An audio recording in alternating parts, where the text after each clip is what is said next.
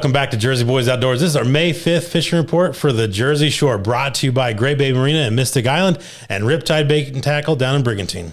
All right, guys, you can see we got some more gear on the table here. Another giveaway. So here's how this one's going to work. For the entire month of May, we're going to be running a contest for the biggest flounder, fluke, whatever I could call it.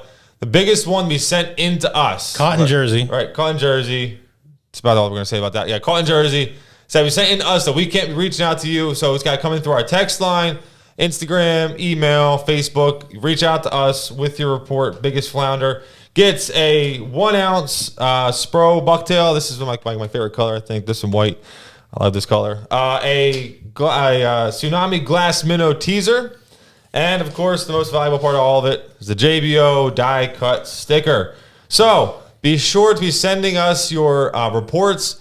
Biggest fluke, flounder, whatever you call it, by the end of May, reported to us, will win this contest. That's right. If we reach out to you, it doesn't count. You got to send it to us. That's right.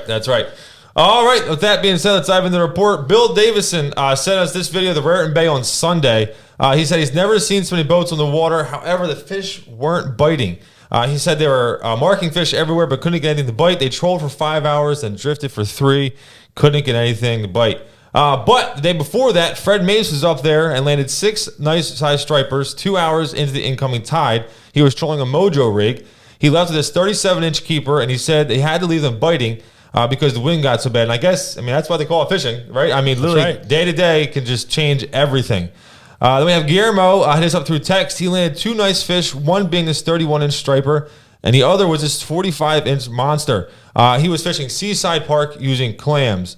Then Joe Macario also hit us up through text, landed this 41-inch fish while fishing surf of LBI.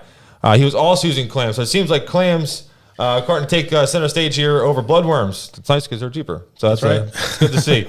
Then Tommy Benton was back at it this weekend. He landed a 32-inch keeper on a 3/4 ounce S&S bucktail in Surf City of LBI.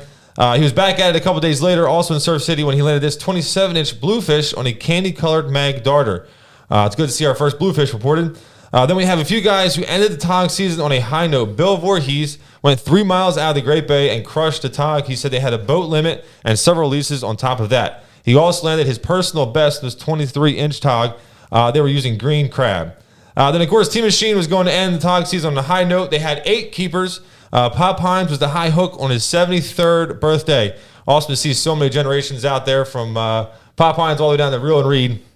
That's really cool to see. But then they hung up the tog gear and grabbed the flounder rigs, and we're back at it. They caught 5 flounder in the Great Bay during the outgoing tide. Chucky B had 3 of those 5. And they caught them on gulp and minnows, but the minnows were the most productive. And I got to say, I love the shirts, guys. Nice shirts. That's right, nice shirts. All right, guys, I got Dan Sells. He was surf fishing LBI when he landed this nice 15-pound striper using a salted clam. We got Brett Blake, caught this 42-inch striper. He was also surf fishing LBI with salted clam. This was his first ever striper, so not a bad way to start. Definitely not. Nope. And Tony Capelli was fishing the Manasquan surf with bloodworms when he was able to land this 40-incher. And Carl Hartman reached out to us, gave us a report of the American Angler Classics that went really well. Nice turnout. Everyone else catch fish. But the big fish of the day was caught by Corey Reinhardt with this 42-incher. So that's pretty cool. And Peter James got this 41.5-inch fatty. He was fishing Island Beach State Park with using clams. And Paul went out in the Great Bay for the first day of fluke season.